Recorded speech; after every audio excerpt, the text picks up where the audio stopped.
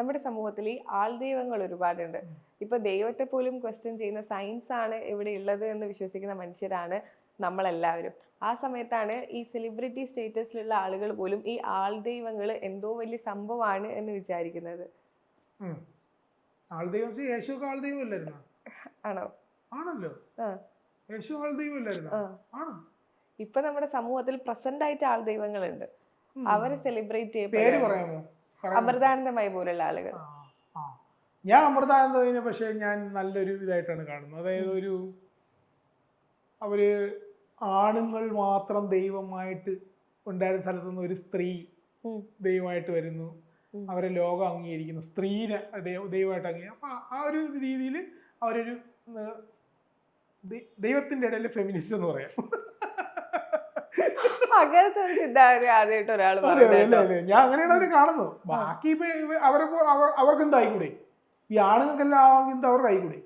അവർക്ക് ആവാം, ഒരു കുഴപ്പമില്ല. ആണുങ്ങളെല്ലാവരും മാത്രം മനുഷ്യരെ പറ്റി ജീവിച്ചാൽ മതിയാണ്. സ്ത്രീകളും ഇടയ്ക്ക് മനുഷ്യരെ പറ്റി ജീവിക്കാം, ഒരു കുഴപ്പമില്ല. ഈ സ്ത്രീകൾ ഇങ്ങനെ പറ്റി ജീവിക്കുന്ന കാര്യം പറഞ്ഞപ്പോഴാണ്, ഈ ഒരു ക്രൈം നടക്കുമ്പോൾ ഒരു ഭാഗത്ത് ആണുങ്ങൾ ചെയ്തത് ഒരു 100 ക്രൈം ഉണ്ടാവും, സ്ത്രീകൾ ചിലപ്പോൾ ഒരു 5 ക്രൈമാണ് ചെയ്യുന്നുണ്ടാവുക, പുറത്ത് വരുന്ന ആളുകൾ ചർച്ച ചെയ്യുന്നുണ്ടാവുക. അപ്പൊ എന്തൊരു സംഭവം പറയുമ്പോൾ ആളുകൾ ഒരു നീ ജോളിയല്ലേ, അല്ലെങ്കിൽ നീ മറ്റേ ഡ്രിങ്ക്സിൽ വല്ല എന്തെങ്കിലും കലക്കി കൊടുക്കുന്ന സ്ത്രീ അല്ലേ എന്ന് പറയും. ആ രീതിയിലുള്ള ഒരു ജഡ്ജ്മെന്റൽ ആവുന്നത് എന്തിനാണ് സമൂഹം?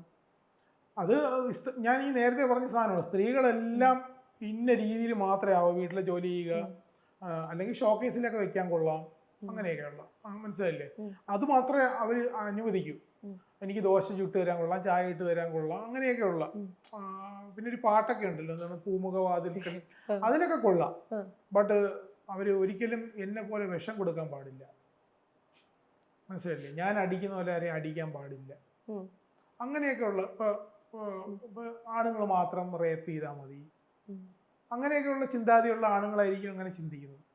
സ്വാഭാവികമായിട്ടും സ്ത്രീകൾക്ക് അവരുടെ അവകാശങ്ങൾ നേടുകയും അവർ സമൂഹത്തിൽ ഈക്വലായിട്ട് വരികയും ചെയ്യുമ്പോൾ ഇങ്ങനെയുള്ള പ്രവൃത്തികളും ഈക്വലായിട്ട് ഉണ്ടാകും.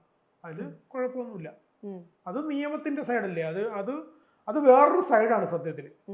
അതെന്ന് പറയുന്നത് ഞാൻ പറഞ്ഞില്ലേ, മനുഷ്യരെല്ലാം ആണും പെണ്ണുമായിട്ട് വേർതിരിച്ച് വെച്ചത് കൊണ്ടായിരിക്കാം ഈ പറയുന്ന ഇതുണ്ടാവുന്നു. ബട്ട് അതൊരു സ്പെക്ട്രമാണ്. അവിടെയാണ് LGBTQ എല്ലാം വരുന്നത്, അല്ലേ? ജെൻഡറും സെക്ഷ്വാലിറ്റി എല്ലാം വരുമ്പോൾ മനുഷ്യരൊരു സ്പെക്ട്രത്തിൽ കിടക്കുന്നതാണ്. അവിടെ ഈ ആണിനെ പെണ്ണിനെ വേർതിരിച്ച് വെച്ചത് കൊണ്ട് ഈ ഒരു പ്രശ്നം വരും. അല്ലെങ്കിൽ ഈ പറഞ്ഞ കുഴപ്പങ്ങളൊന്നും ഇല്ല കേട്ടോ. അതേപോലെ ഈ ട്രാൻസ്ജെൻഡേഴ്സിന്റെ വിഷയത്തിൽ ഇത് വരും. അവര് ചെയ്യുന്ന ചെറിയൊരു പ്രവൃത്തിനെ കൊണ്ടുവന്നിട്ടുണ്ട് അവര് മോശപ്പെട്ട ആൾക്കാരെന്ന് പറയുന്നുണ്ടല്ലോ.